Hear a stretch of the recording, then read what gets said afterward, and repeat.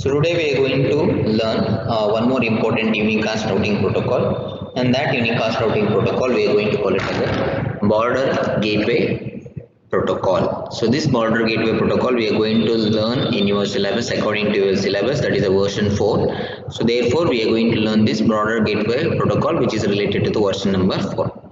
So basically this border gateway routing protocol, so which works based upon the inter-domain routing protocol which you are going to use in the internet today. Okay, and this border gateway protocol, it works based upon the similarly what we have done the path vector routing algorithm. So when you want to create a routing table which is related to the data transmission between one node to another node or one autonomous system to another autonomous system within the internet architecture, we are going to use this border gateway protocol. And you can see here this is the simple autonomous system, that is a internet protocol. It has been created, or internet architecture it has been created by using two autonomous systems. So we have an autonomous system AS1, autonomous system AS2, autonomous system AS3 and AS4, and you can able to see the communication between the border, that is one AS system to another AS system through the use of routers, and those routers we are going to call it as a autonomous system or a border router. Okay, so by the use of these border routers we can able to communicate from one autonomous system to the autonomous system, and also it not only provide services from the one network to another network, it will produce an data communication path from one router to another router within the autonomous system. So that is nothing but between the point-to-point connection, that is in the case of WAN technology also, it is able to provide a data paths from the source node to the sender node. And it works upon two important variations, and those variations we are going to call it as a external border gateway protocol, and one more we call it as a internal border gateway protocol. So in the case of external border gateway protocol, each border router, so we can able to see the router which is installed at the edge of each AS, which is connected to the router of another AS.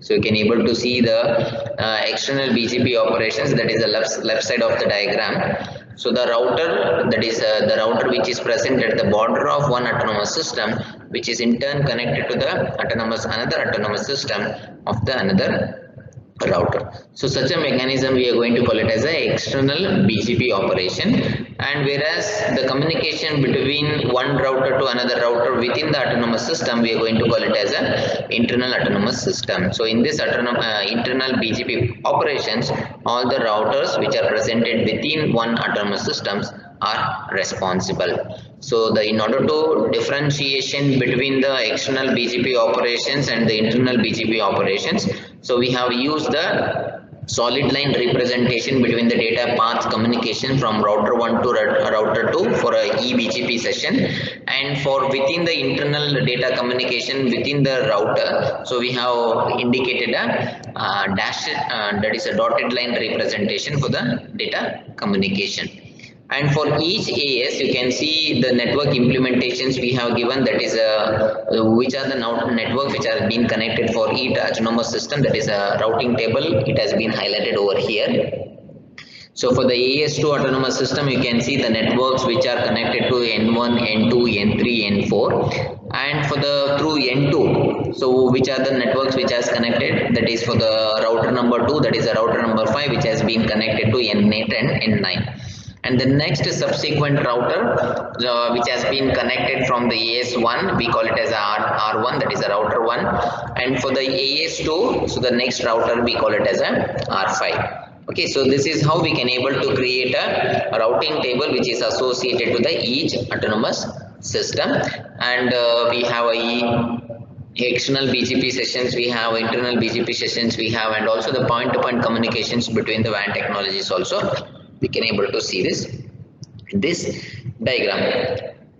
Okay, and this border gateway protocol, sometimes we call it as a point-to-point communication also. So why? Because it is called as a point-to-point communication is So whatever the data it has been transmitted from one autonomous system to another autonomous system will be carried by only one external entity, that is a border router. So that is responsible for having the data transmission from one autonomous system to another autonomous system, and this data transmission will take from the software installation over the two routers, which will create a TCP connection among them with a well-known port code as a 179.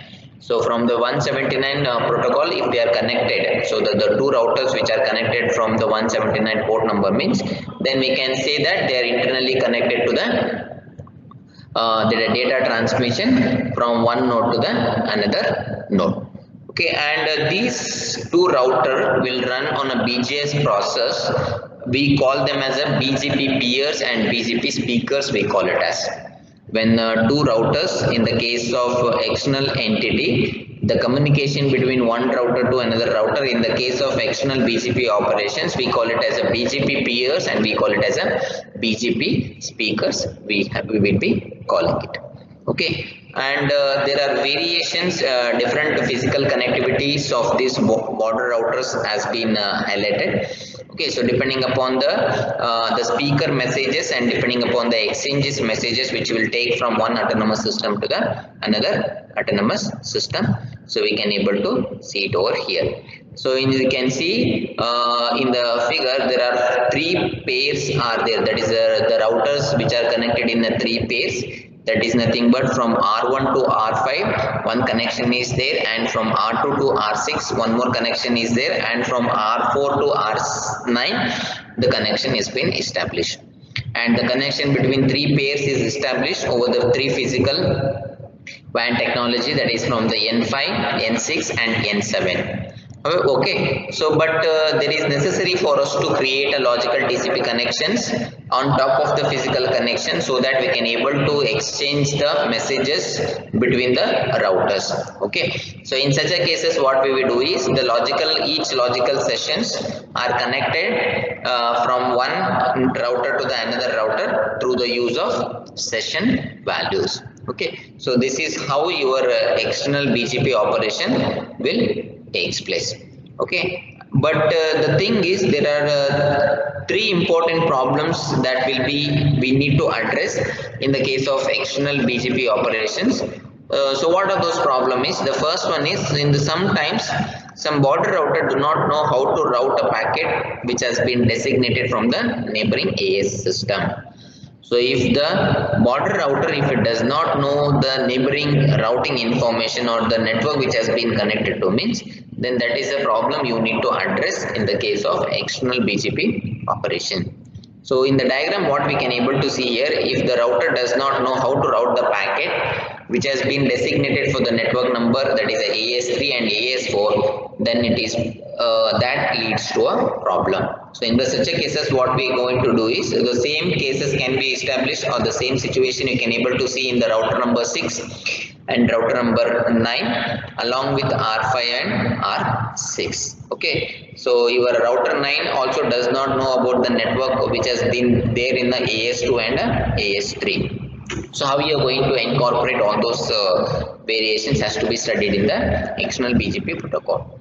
And the second one is, so if none of the non-border routers know how to route a packet designated for any network in other AS, so within the router or within the autonomous system, if none of the router it is not able to route the packet to the designated autonomous system means, then that also leads to a problem in the case of external BGP operations. Okay, so these are the operations which are associated for the external BGP sessions. So now let us try to understand, so what are the internal BGP session will takes place. So this internal BGP session, it uses the same protocol which the services which has been provided by the TCP protocol, that is 179 port number whatever we have used now. So from the same we are going to use the data transmission through the port called as a 179, but it creates a session between the two possible routers within the autonomous system. So however it uses a port number 179, On top of that, it creates a session that can possible for us the two router to have a communication within the autonomous system.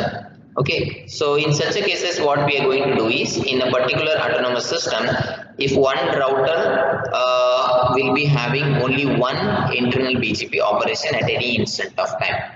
So in order to have a successful data transmission in the case of internal BGP session, each router within an autonomous system, only one router is allowed to do this internal BGP operation at any instant of time.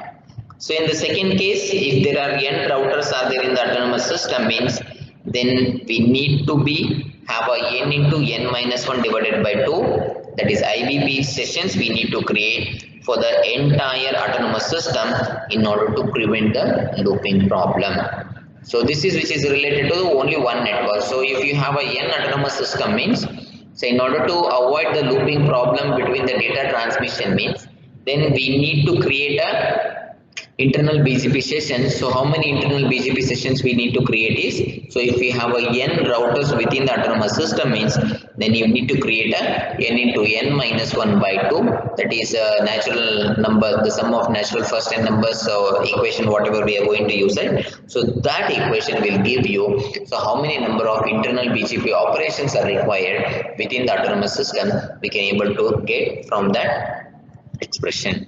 So you can see the routing information which is pertaining to internal BGP operations for the autonomous systems. It has been highlighted over here.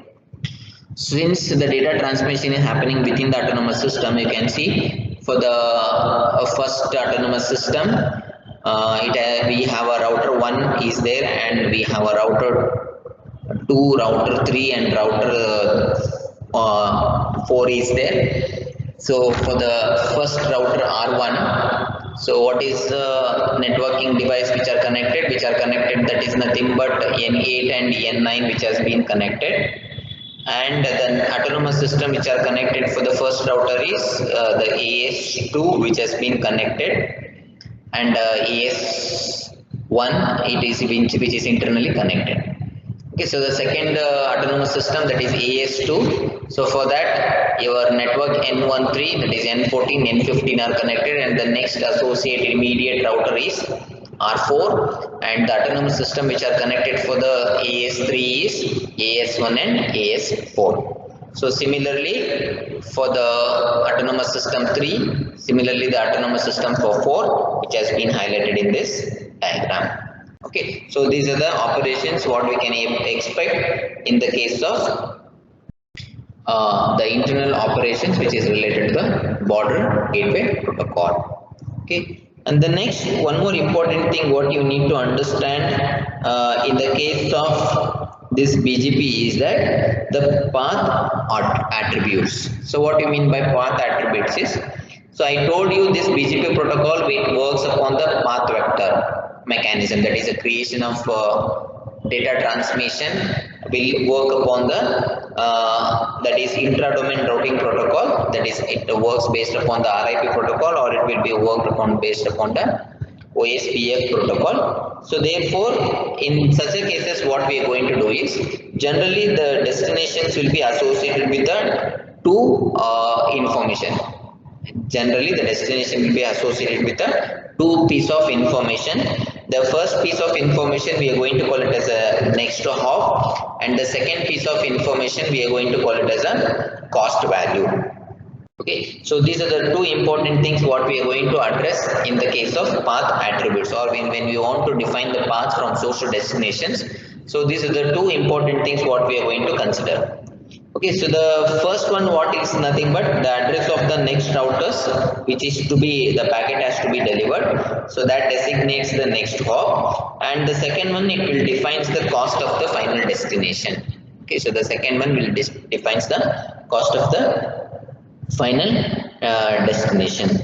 And generally in the intra-domain routing protocol, it involves more information about how to reach the final destinations. So in the case of path attribute routing protocol, since the BGP is an intra-domain routing protocol, it will be associated with the how information, means how I can reach the designated destinations the more information which is related to that will be allocated in the case of path attributes. Okay, so the entire path attributes, so that is the pieces of information which are used in order to reach the designated destination, those information we are going to call it as a path attributes. Okay, so these path attributes allows us to reach the designation or the destination.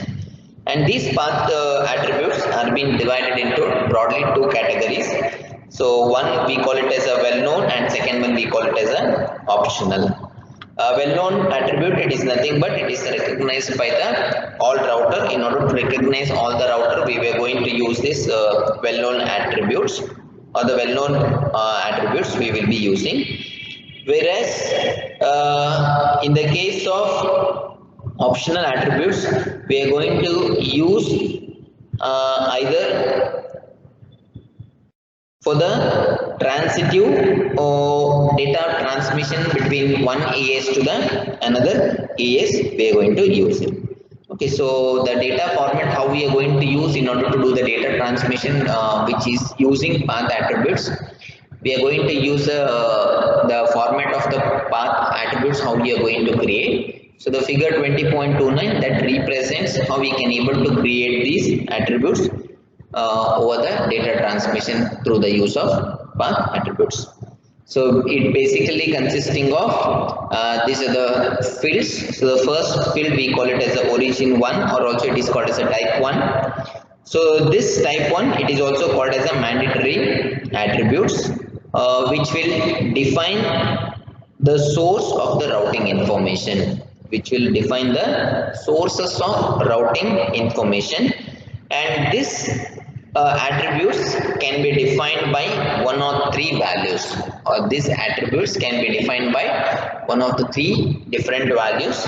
So the value number 1 means the information about the path, which has to be taken from the intra-domain routing protocol we will be getting. And the value number 2 means that the information comes from the BGP protocol. So the value, if it is 2 means, so the information which comes from the BGP will be known from the value number 2, and value 3 means it comes from the unknown sources.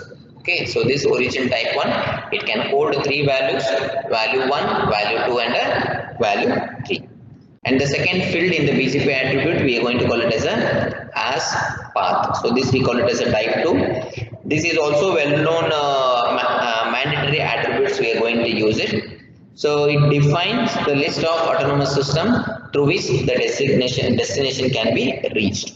So with the use of this type 2 mandatory information or the mandatory messages, we can able to define, or we can able to list the different autonomous system which can be reached to the designated destination from the use of this type 2.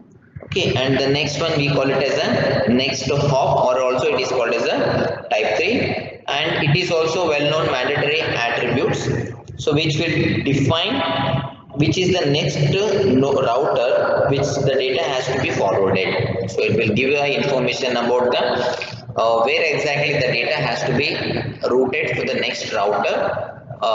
With that information we will be getting from the next hop, or also it is called as a type 3. And the next field is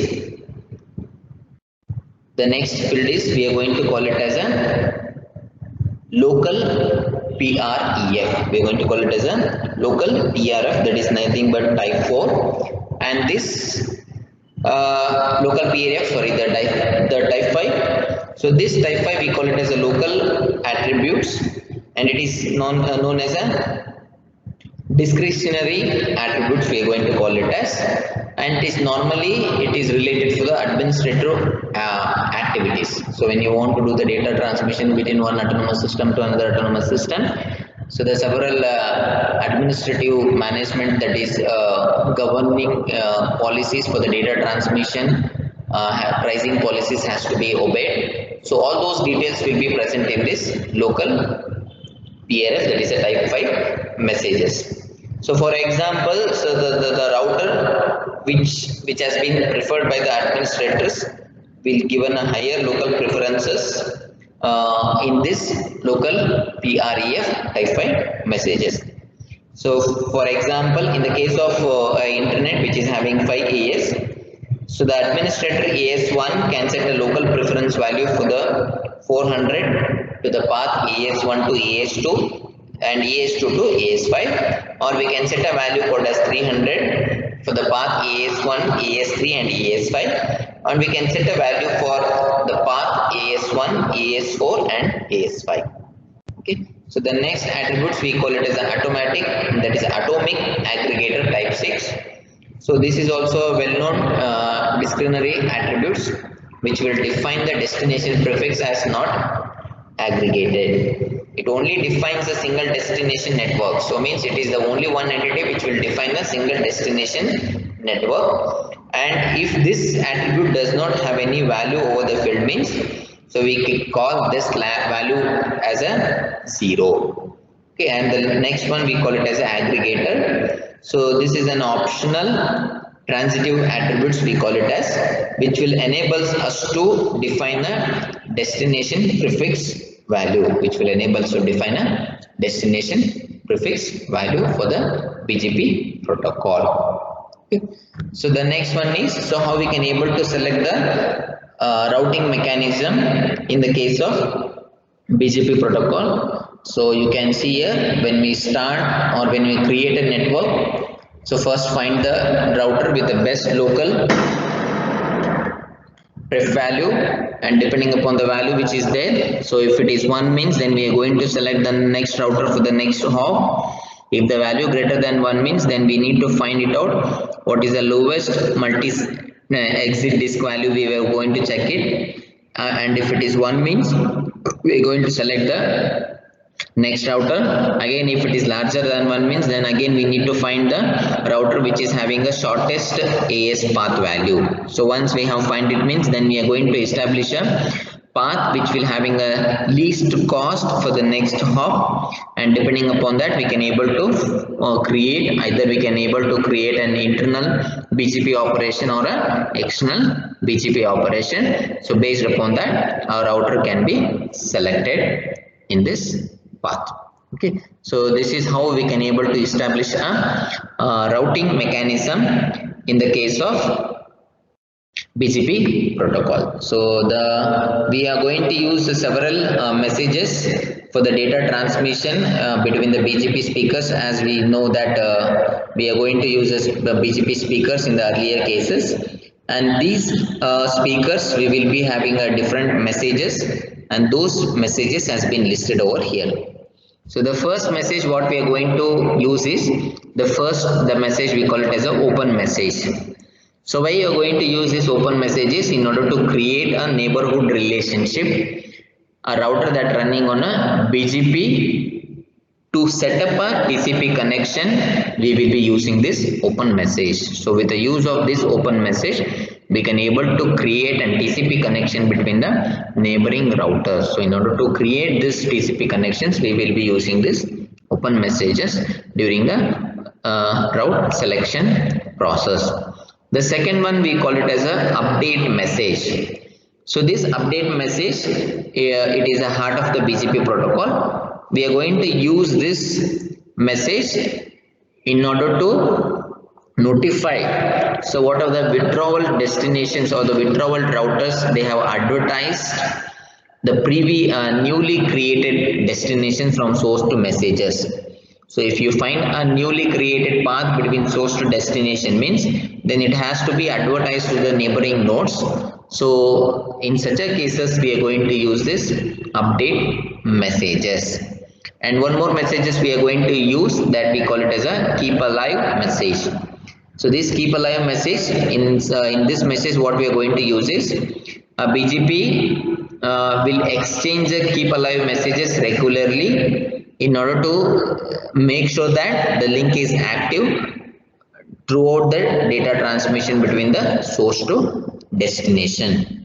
And the next message what we are going to use is the notification messages. So we are going to use these notification messages whether an error has been detected during the data transmission before and after the closing of the sessions. we will be using this notification messages. Okay, so these are the different messages what we are going to use in the case of route selection over the border gateway protocol. Okay, and finally, what are the performance measurements we are going to use in order to measure the data transmission through the use of this BGP protocol has been highlighted over the diagram. That is, you can see the different types of messages what we have used. That is open system message 1, the type 2, type 3 and type 4 messages has been highlighted over here. Okay, so this is how we are going to use the four different there is a 5 different messages, that is with the type 1, type 2, type 3 messages, and the associated fields what we discussed in the earlier, so has been highlighted in this slide. So finally, we come to the end of the unicast routing algorithm. So basically, we are going to use this unicast routing algorithm when there is a point-to-point data transmission is necessary among the internet connectivity. So in this unicast routing algorithm, we have studied about different routing algorithms, starting with distance vector routing algorithm, path vector routing algorithm, least cost routing algorithm we have studied, and then we studied about open shortest path algorithm we have studied, and then finally we studied about a border gateway protocol. So this border gateway protocol and open short path first algorithm, we are going to use this in order to have a data transmission from one autonomous system to another autonomous system within the internet connectivity. Okay, so this is the overall summary of your unicast routing algorithm.